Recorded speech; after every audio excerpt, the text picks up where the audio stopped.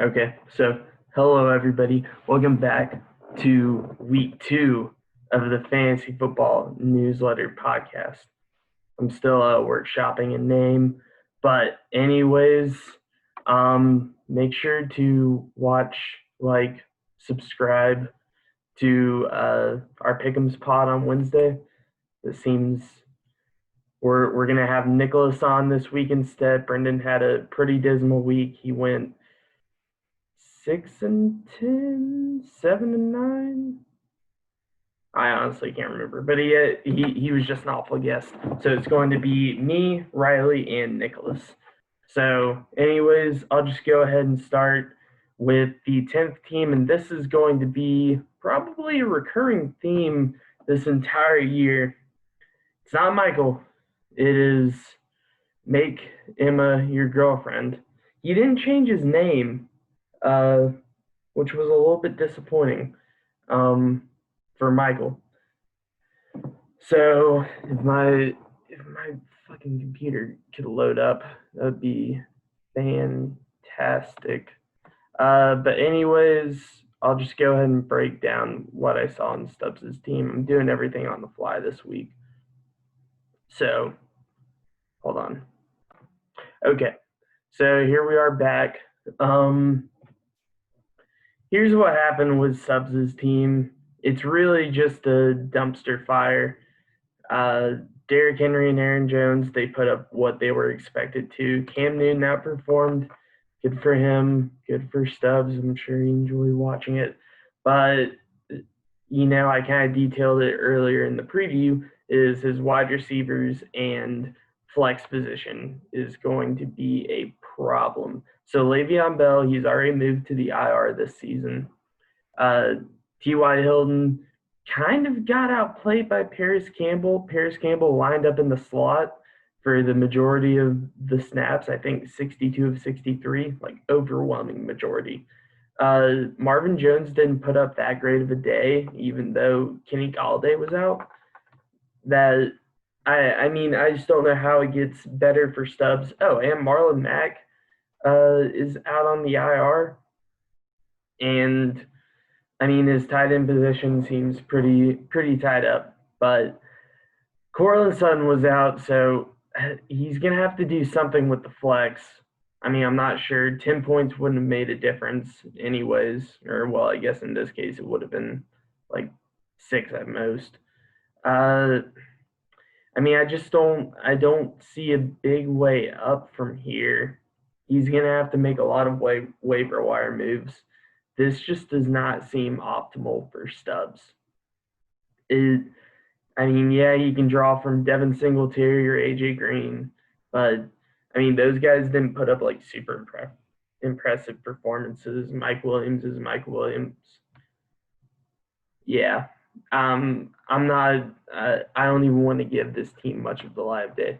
So next is going to be Riley. He was pretty high at the start, but if you score under 100 in PPR, you're doing something wrong. So let's go ahead and break it down. Uh,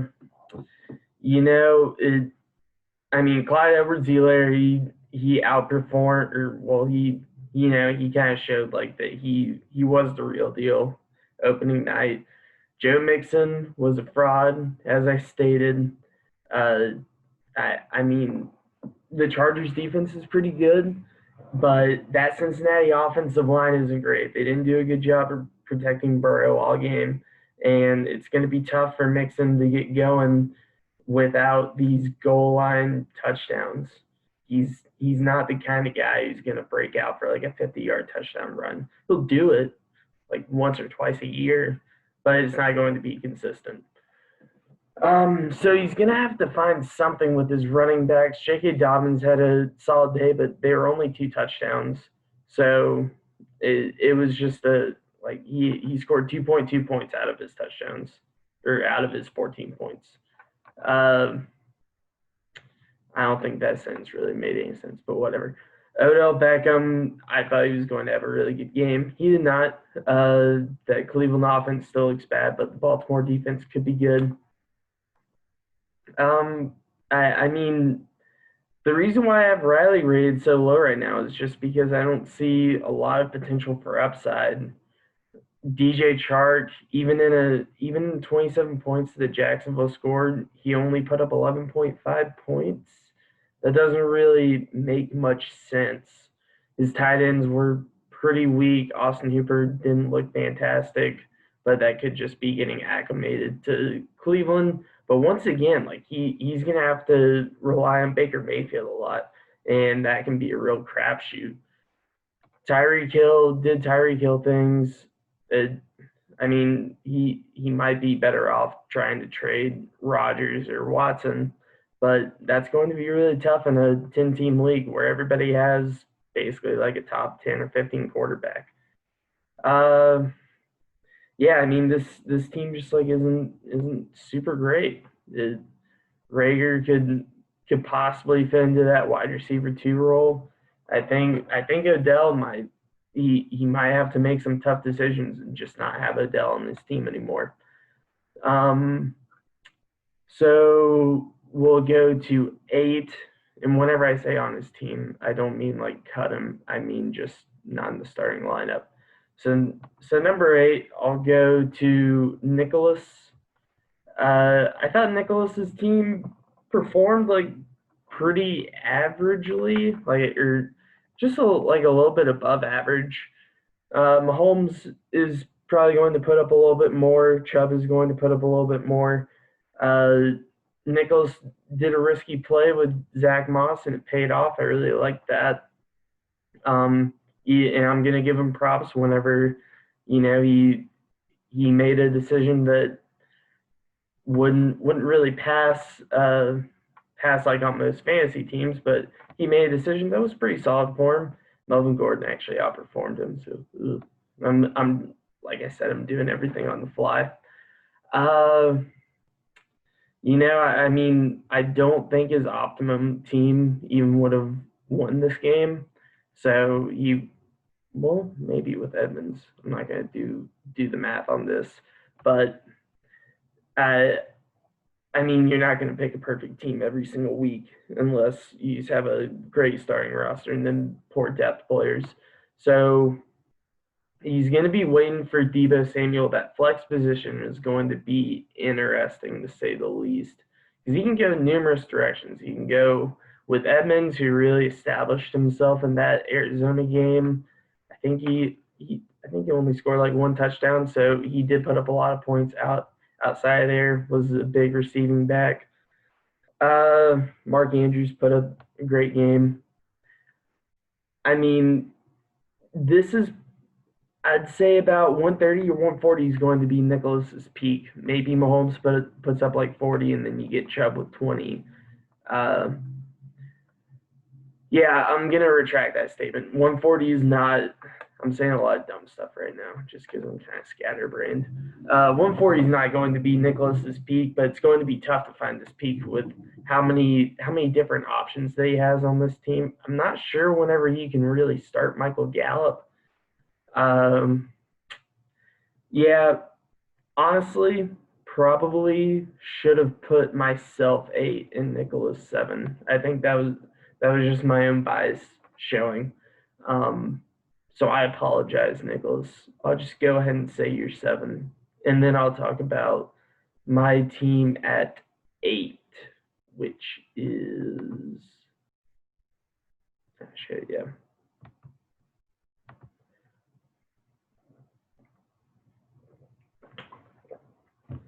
I don't think I'm going to be doing many breaks. I just kind of want to get this done and out of the way. Actually, let me go ahead and.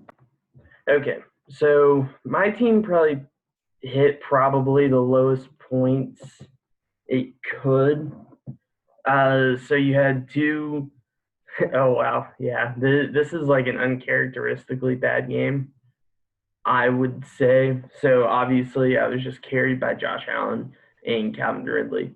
Now, I keep on hearing from the fantasy experts that it's going to be like Austin Ekeler is going to be fine. He's going to get more receptions. They're just working into the new offense. I've got to do something about running back. think Noah Fant's going to start starting.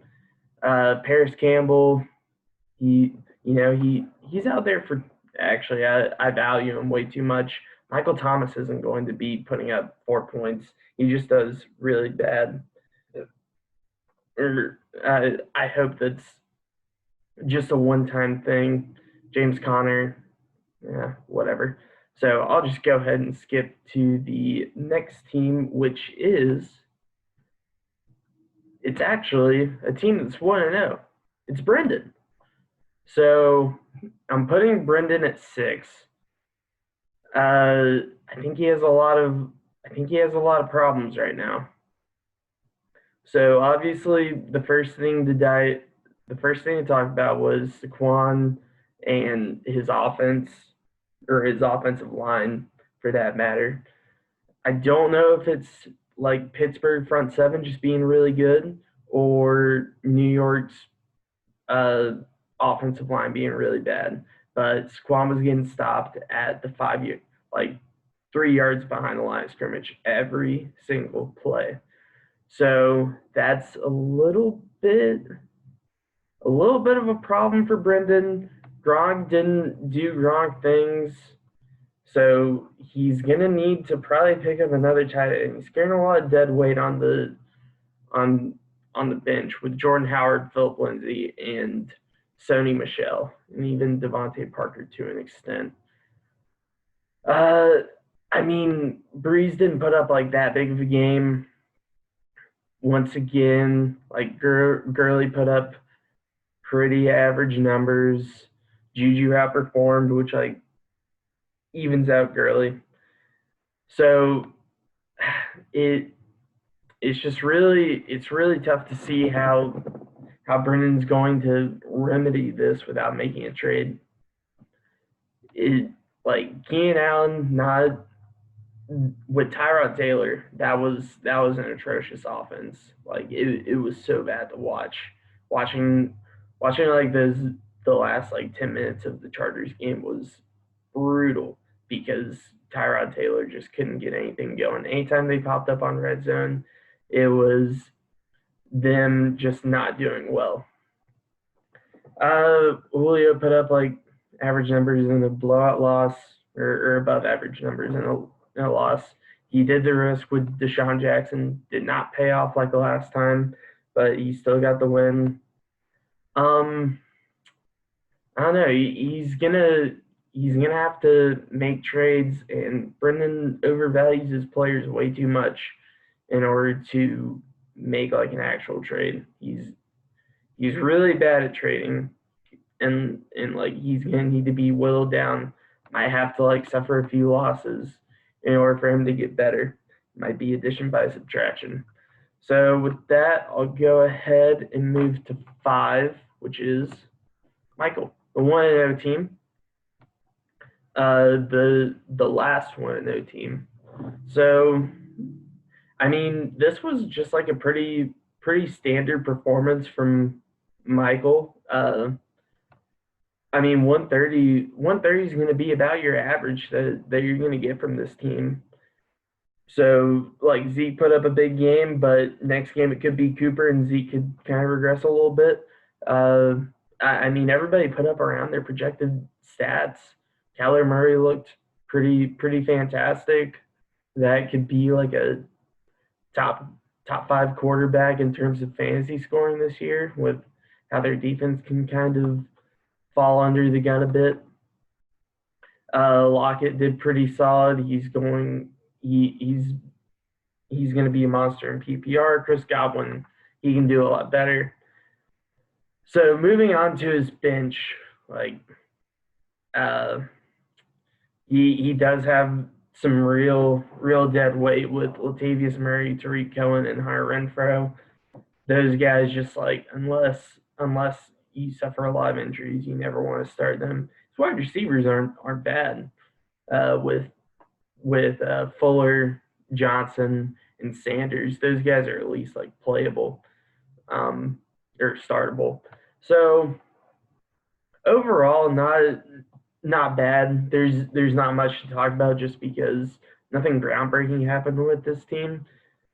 I think the only little problem is the emergence of Chase Edmonds in Arizona. It could eat in a little bit to Kenyon Drake's share of the offense in that backfield, but it it shouldn't be that big of a problem because Edmonds is going to be the pass catching back, and even whenever Kenyon Drake is in there on offense, he can still get checkdowns and that'll get you like 2 or 4 points a game easily. Next we'll go to Aaron, who I believe I ranked second last week. He put up a hell of a game. Unfortunately, it sucks whenever you are the second highest scoring team and you lose to the first highest scoring team. That's always just super painful. But so let's go ahead and break this down from this part of the hair was a little bit messed up. We'll break this down from a fundamental standpoint. So Mark Ingram did not have a great game. It could have blown this game for Aaron, really. He he put up 150 points and he still didn't reach his optimum amount of points. So, I mean, that's a positive. He he still could have beat Griffin, but so his bench very very poor showing, at least from like these guys. Michael Pittman did not. He's not going to be the number one or number two wide receiver in Indianapolis.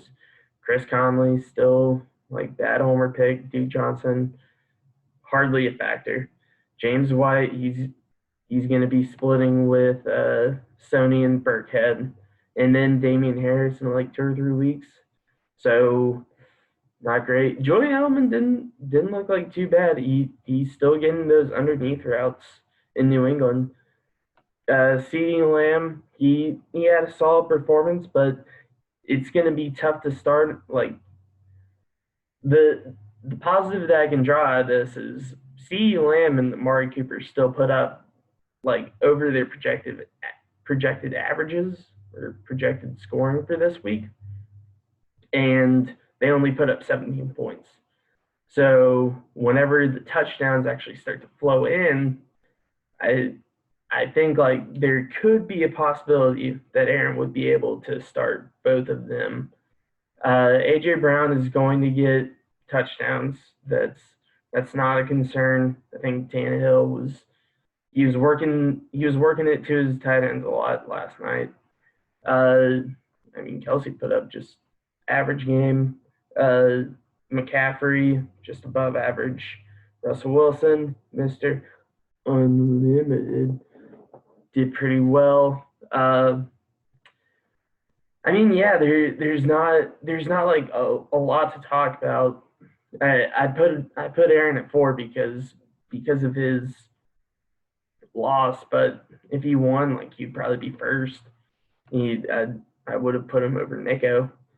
So, anyways, we'll go to number 3, and it's the guy who I think I'm putting Aaron or I'm putting John at number 3 because of the storyline. I mean, the guy just doesn't even get his account fully accessed until the night before because I realized that Miles Sanders was out and I didn't want to lose dishonorably to him. So, John, like, this might be a little bit of a sympathy pick, but I mean, everybody on his offense put up over 10 points. Davante Adams exploded for 41, which that's not going to happen every week. John still put up only 134 with all of his guys performing around the averages. And then Davante making up for everybody falling a little bit below. But so Miles Sanders is going to be able to play that, to be able to fit into the flex. He actually has a lot of guys who can fit into the flex. Jamison Crowder looked pretty good, and the Jets are going to be down a lot this season. So Sam Darnold's going to be passing a lot. So is Carolina, or at least they're going to get into these shootouts. And Robbie Anderson is going to get these underneath routes from Teddy Bridgewater.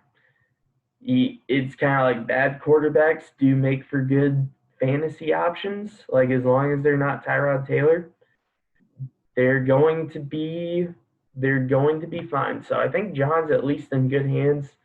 He left points on the board, but I mean I would have started DeAndre Swift over Crowder or Robbie Anderson this past week. And DeAndre Swift, like he didn't look bad outside of the drop, which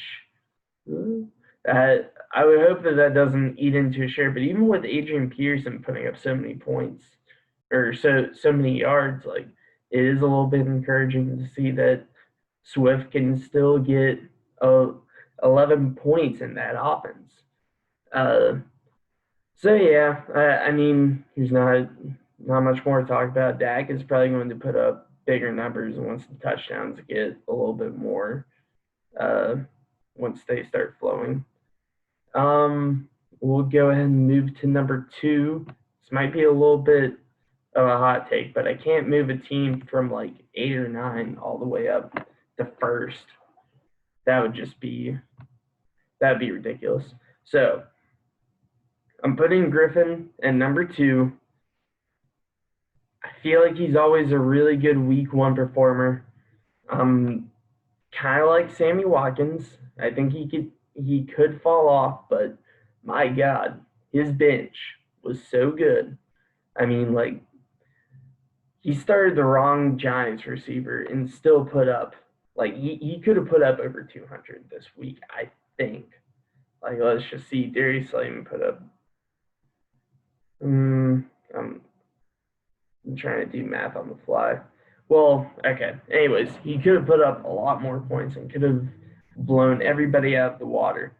So, I mean, I was really surprised by David Johnson actually being like an okay fantasy option.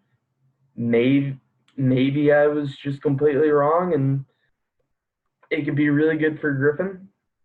And I just eat crow all season, but I'm a little bit apprehensive. Uh, let's see.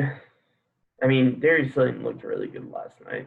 He was Daniel Jones's top target. Out Najeem Hines, he might be able to be a bit.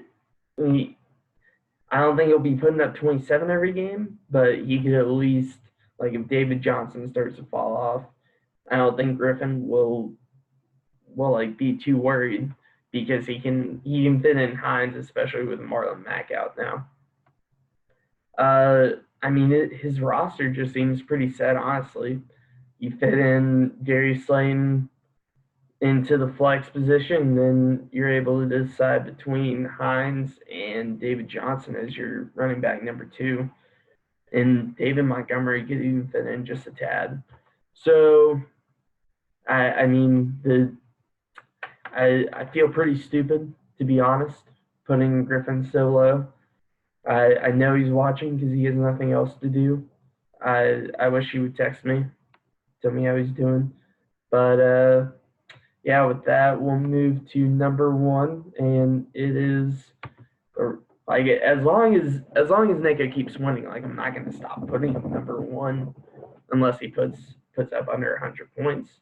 So go ahead and see. Josh Jacobs really carried this team. Jonathan Taylor's value got boosted a lot by the fact that Marlon Mack is out for the season now. Greg Hill didn't even put up like his best game, or he put up a pretty subpar game. DeAndre Hopkins looked great in his first game with Arizona. Diggs pretty solid. I mean, everybody looked pretty good. It's surprising that this team was only projected for 114 points. And Galladay was a late scratch that kind of threw Nico for a loop. So he had to start Ruggs, but Jerry Jeudy looked really good last night. Raheem Mostert, I did not watch a lot of the Arizona San Francisco game, so I can't really say much. I mean, overall, like, all right, these two, Justin Jefferson and Chris Thompson, especially Chris Thompson, he probably just needs to be released immediately. But yeah, I mean, this is gonna be a really fun team to watch. I'm glad that he's not in my division. But anyways, this is what I forgot to do last week, which was preview every game for the next week. Felt pretty bad about that. So I'm just gonna picking against the spread kind of sucks in fantasy football. I realized that it wasn't a great idea, and I think I've been doing it the past 2 or 3 years. But okay, so you guys are gonna have to bear with me. I'm gonna just go over all of this in real time and make my predictions just all on the fly. It's gonna be kind of like a preview of the Pick'em spot, just without Riley and Nicholas. So quarterback. I think actually Josh Allen has the advantage in this one, not Lamar. Actually, that was really dumb because Lamar puts up a lot better points, but I think it'll be at least even. At least even. Um, let's see, Alvin Kamara versus Austin Eckler. I think Kamara easily wins that, especially with Las Vegas's offense or defense. It didn't look too great against the Panthers, who objectively don't like. Kamara and Christian McCaffrey they're 1 and 2 in terms of fantasy production. So at least in that PPR skill set type. So I mean I didn't like what Eckler did last week, and I don't have a lot of optimism for what happens. Uh, I'll actually take Cam Akers over David Johnson, just because that Baltimore defense is like pretty good. They only they didn't allow much to Chubb. They allowed a little bit to Kareem Hunt. I think like 12 points. So um, I think you could see a lot of Duke Johnson there, or Deshaun just taking it into his own hands and them just completely abandoning the running game. And Philly is really banged up, so I like Cam Akers in that. Michael Thomas versus Adam Thielen.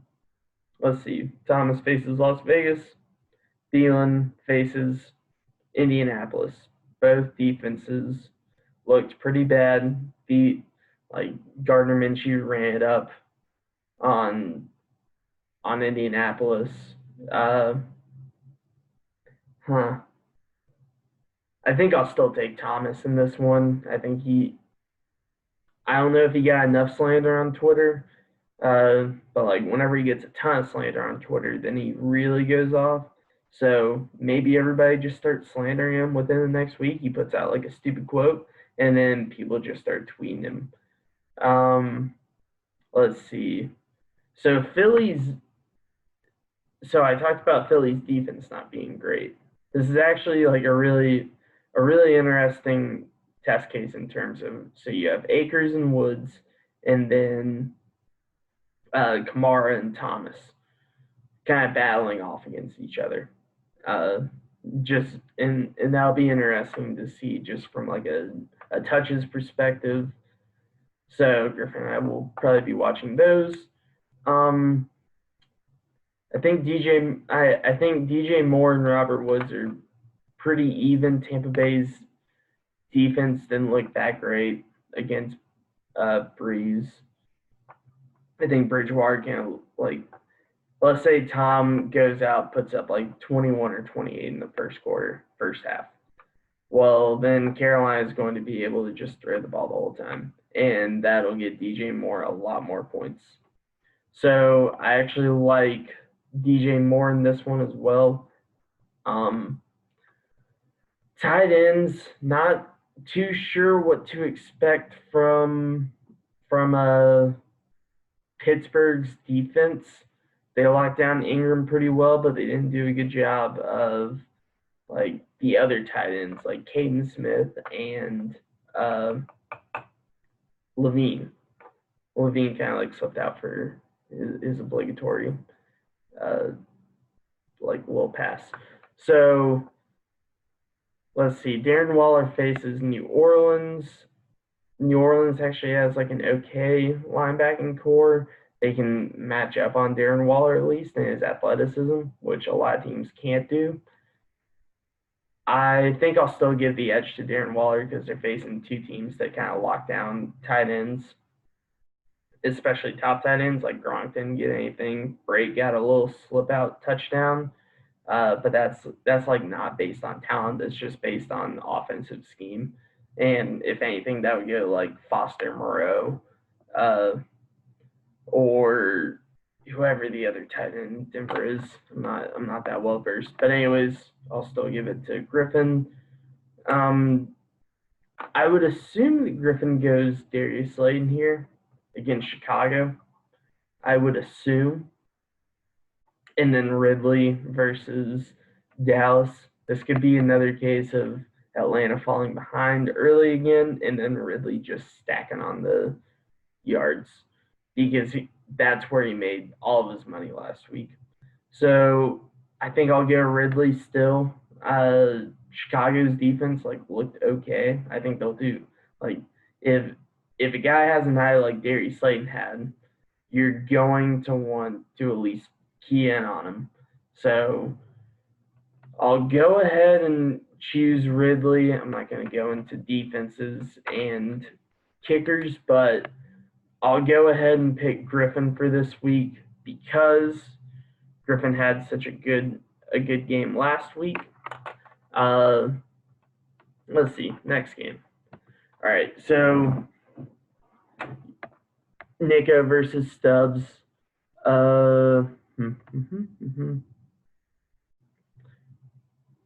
I mean, Le'Veon Bell's already on the IR, and Courtland Sutton is questionable. Marlon Mack is on the IR as well, probably.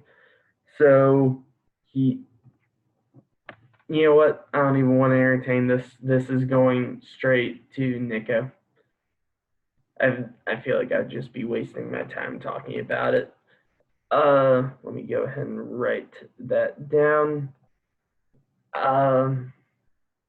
Yeah, Nico's going to make sure to do a better job of at least not start, or he's not going to have to start Henry Ruggs. He could go Jerry Jeudy or Raheem Mostert. Or you could still go Ruggs and just test him out against New Orleans. I mean, this is kind of he's not going to be stressed at flex, to be honest. Next game, Aaron and Riley, 2-0-1 teams, two teams that I thought were going to be at least 1-0 to start the season. So, all right. So quarterback's pretty even. Not going to. I mean, Baltimore versus New England, and these guys are pretty even, like stats wise. I think I'll go. It's like it's like Russell Wilson versus Cam Newton and Deshaun Watson versus Lamar Jackson. It's just going to be I'll go Russell Wilson. That New England defense still hasn't proved a lot to me. I'll take McCaffrey over Kansas City easily. I will take Chris Carson over Joe Mixon. Actually, yeah, I'll keep that. So I mean, I'm picking Aaron the top three positions right now. Amari Cooper versus Tyreek. Amari could really go off this week. Don't know. And I mean, the Chargers defense looked okay, but it was against a weak Burrow team. I think I'll still go Tyreek. He can at least blow the top off, and they're going to challenge the Chargers defense a bit more. A.J. Brown versus Odell Beckham. I'm going to take A.J. Brown easily against that Jacksonville defense. Especially just because Paris Campbell did so well, and Paris Campbell and AJ Brown are at least like kind of similar in terms of the things that they do, the sides that they bring. Paris Campbell's not as strong, but Paris Campbell still put up like 13 points in Odell versus Cincinnati. I'm just not. I'm gonna need to see Odell actually put up more than like 15 points for me to be sold on him in any facet. All right, so I'll kind of like have to look and see who Aaron would put in place of Mark Ingram if he goes away from him. I think he would just go ahead and default to Julian Edelman, just because of the matchup. And so it'd be Julian Edelman versus Marquise Brown. I think I'm picking Julian Edelman. I feel like this could be a real. I'm not gonna give my predictions on the game. I just like Mark Ingram better than Marquise or Edelman more than Marquise Brown this week. Kelce and Hurst, obviously Kelce. I just think Aaron wins this week easily, which stinks for Riley. But next game, 2 undefeated teams, Michael versus John. Top 2 guys, they're probably not going to watch this thing. So you have Kyler Murray versus Washington, then Dak versus Atlanta. I'm going to take Dak versus Atlanta over Kyler because Washington at least has a pass rush that can contest Kyler Murray because Kyler Murray does best whenever they can't apply pressure. So, yeah, I'm going to take Dak versus Atlanta. He's just going to light us up. Zeke versus Cook. Let's see who.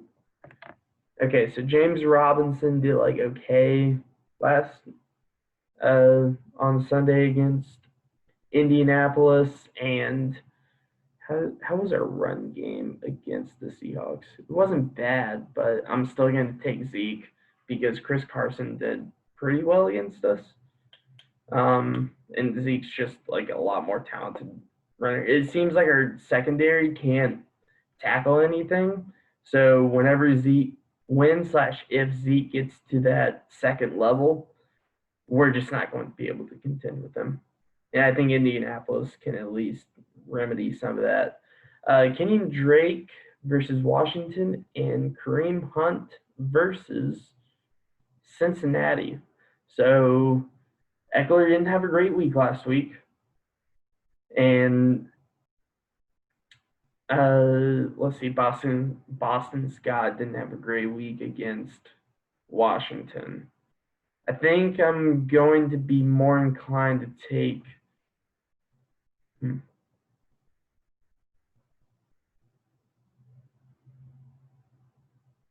Kareem Hunt versus Cincinnati. Actually, no. Kenyon Drake versus Washington. Kenyon Drake's just the much better runner. Whenever he gets to things like that, because in my head I was thinking about, well, running back by committees or at least like solid handcuffs. Actually, Kareem Hunt is the handcuff. So yeah, I'll just go ahead and take Kenyon Drake. Let's see, Chris Godwin against Carolina versus Davante Adams and Detroit. Davante Adams had the great game last week. Chris Godwin had an average week. I'll take Davante Adams. I feel like that's just really easy to default to. Allen Robinson versus Cooper Kupp. Allen Robinson removed all Bears things from his Twitter. So I would just go ahead and take Cooper Kupp because if John had to start a wide receiver, it would be all guys that put up like if he did put in Crowder or Anderson, it would be guys that probably hit their season high last week already, and Kupp can at least do some damage underneath against the Philly defense. Higby versus Ertz. Hmm. Now that's just a toss up in which I default to talent, which is going to be Ertz. This is like a pretty even game, which I guess is kind of told by the line.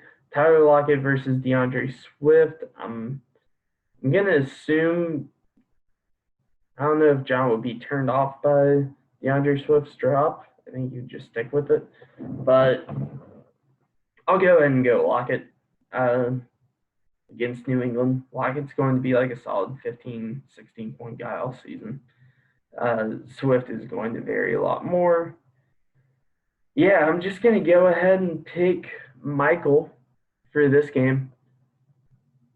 All right. Next game, Nicholas versus Brendan. This is going to be great for the group message. So I'm not really sure what Nicholas is even going to do. It looks like he's already changed his lineup because DK Metcalf was not. Okay. All right. Yeah. I think I know what he's doing. Okay. So this is why I'm so excited to have Nicholas on the pod if he comes on. Let's see. Mahomes versus Breeze. Mahomes. Chubb versus Barkley. I'm gonna pick Chubb because I still don't like how Barkley couldn't get going last night, and Chicago has like an okay front seven. Moss versus Gurley. I'll go Gurley just because he's the bell cow. T Mac versus Julio. Julio, easy. Gallup versus Juju. I'll actually go Gallup here.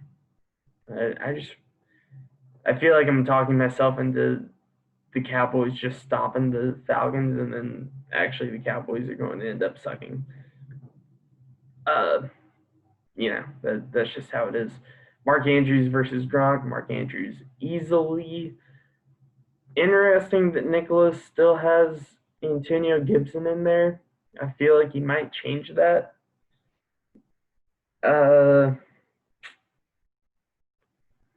mean, I don't know why he wouldn't start DK unless he's still like scared of Bill Belichick. So Gibson versus Evans. I think Evans has like a great bounce back week. Yeah, I'm gonna go Mike Evans. This is like a relatively even game, but I think Nicholas pulls it out. Okay, so I have Griffin winning against me, Nico winning against Stubbs, Aaron winning against Riley, Michael winning against John, and Nicholas winning against Brendan. So that is going to be the end. If I don't know if you guys like even fucking watch this, but I'm probably going to start having on guests and just talk about teams leading up to the playoffs. Because next week will be week 3, and then we'll be like 10 weeks out from the playoffs starting. So, anyways, thank you guys for watching. Hopefully, hopefully it wasn't like too bad. But yeah, I will see you guys tomorrow for the Pick'em Pod.